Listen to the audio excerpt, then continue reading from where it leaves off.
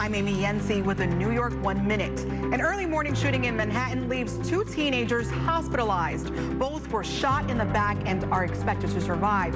This was one of several events held in the city to protest those anti-Asian attacks that you mentioned. It's a problem that many here told us is not new and is only getting worse. So, Zach, DeRosa had a big role in the state council when it comes to dealing with women and girls. Can you talk a little bit about how that role may be in conflict with the allegations against Cuomo? Things have actually gotten worse, believe it or not, since the last time I spoke to you, and it was bad back then. That's right, at least 9 people were injured in this home explosion, and unfortunately, most of the people injured are children. I want to give you a sense of just how impactful this explosion was. What you're seeing is a front door that was literally blown off of the hinges. At least they would probably slow down, but instead it's in rapid even more. Are you tired? Are you tired? 8 years is a long time. I'm tired, but I know I have to continue to fight before my black boys and girls. ¿Se podía imaginar en ese entonces cómo su vida iba a cambiar? No, para nada. Once again, another look at this gunshot hole that clearly missed this doorway. Glass could have gone right through. I'm supposed to be able to knock down all 6 cans, and as you can see, I'm not that good at it. You're being accused of steering public dollars towards donors. What's your response? I know who I am. I sleep very well with myself, and I can't be bought off.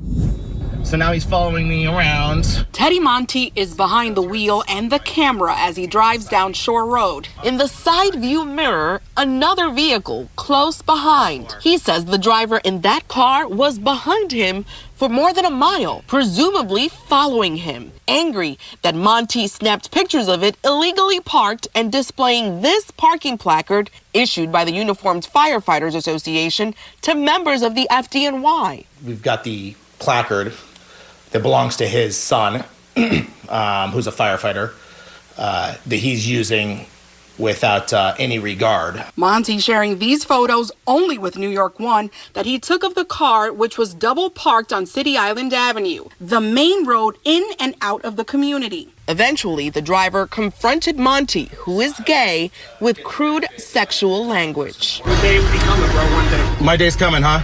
Yeah. Really?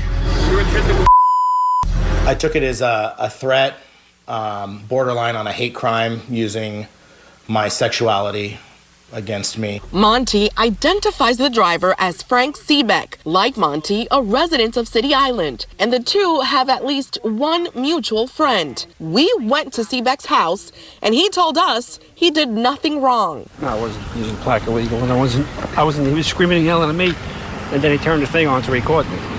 That's it. So he's saying that you were at a coffee shop and using the placard illegally. No. We did not see a placard in the car during our visit. The misuse of government parking passes has become a contentious issue in the city and is the subject of a Twitter account, Placard Corruption. The number of placards issued by the city has expanded under Mayor de Blasio, but his administration recently announced a plan to crack down on drivers abusing them. As part of the mayor's new reforms, laminated placards like this one will be replaced with something more like this. Barcoded stickers that go on windshields and are difficult to remove. The paper placards will be phased out by 2021 so that only authorized vehicles can use the parking perk.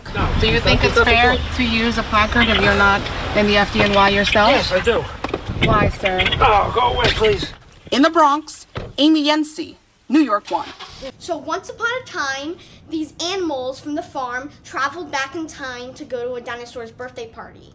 Marcello Bruccoleri has been doing this most of his young life, telling stories about toys. He would have full-blown conversations with these toys at 2, 3 years old. His mother, Tiffany, always knew his imagination would take him places.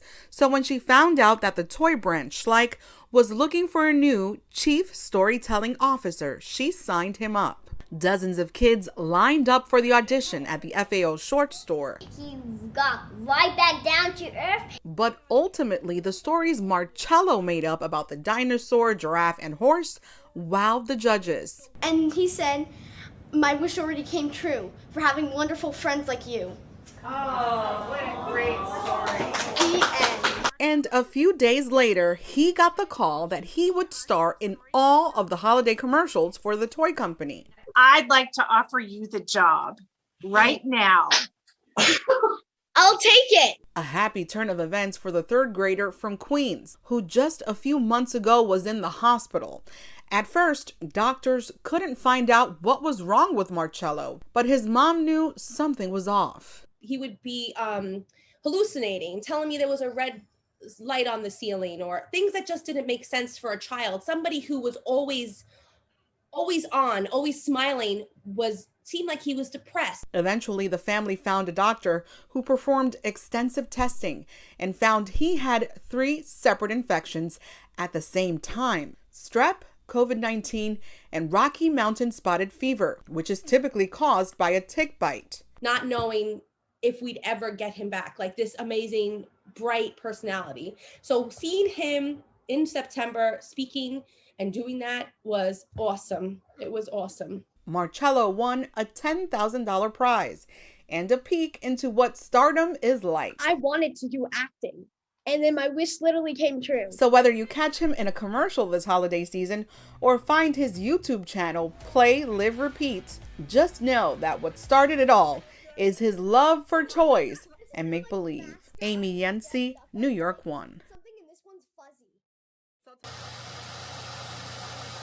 Hector Castillo Carvajal is prepping artisanal coffee beans. It's a long process and a lot of coffee, but he's hell-bent on building his business with his own hands. He does a lot of the work here in his former bedroom,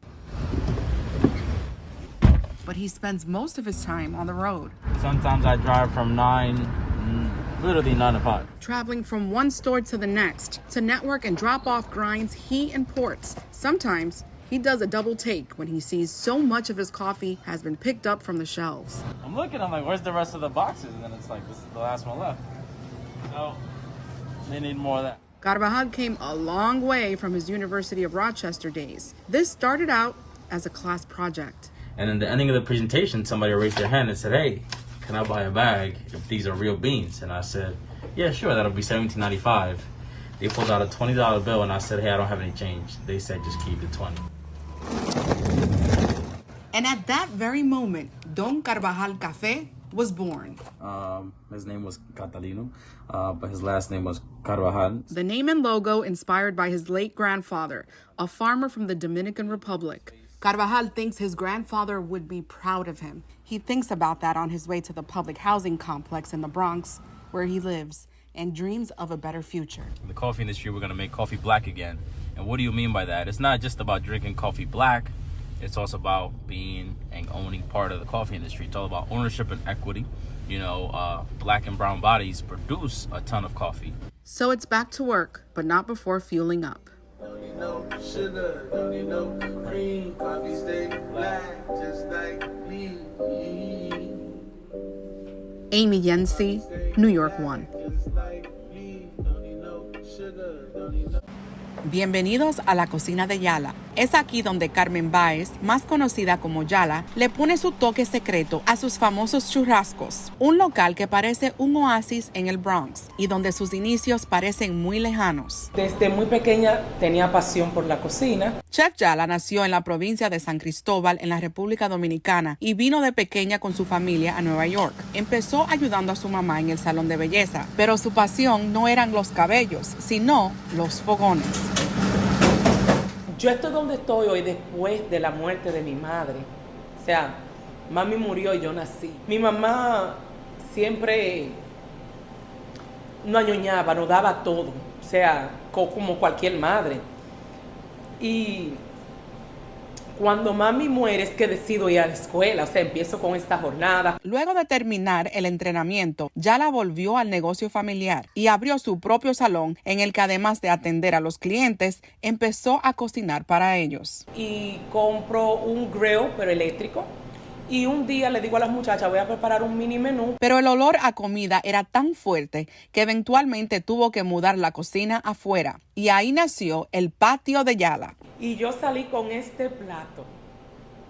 Todo el mundo dijo, yo quiero uno. Se regó la voz de que había un salón donde también había comida fresca y deliciosa. Se mantuvo así por 3 años hasta que un día decidió vender el negocio y perseguir su pasión plenamente. Primero se ubicó en un car wash que estaba rentando su cocina hasta que consiguió su local en la calle 174 y abrió con solo 4 mesas. Con la pandemia y los cierres, Yala se dedicó a cocinar para desamparados y a hacer tutoriales de cocina en YouTube. Ha creado sus propias salsas y ahora incluso se ha decidido a contar su historia en una biografía titulada Mi transición del patio a la cocina. Detrás de todo eso hay un ser humano que le ha costado estar donde está.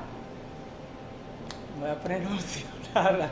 El libro está a la venta en Amazon y en su web lacocinadeyala.com. Su próxima meta es ver su salsa chimichurri a la venta en Latinoamérica. Y tiene un mensaje para todas las mujeres con sueños. Tú visualiza cosas que todavía no la tienen. Y si la mantienes en tu mente firme y la deseas con corazón, eventualmente te va a llegar. En el Bronx, Amy Yensi, New York One, Noticias.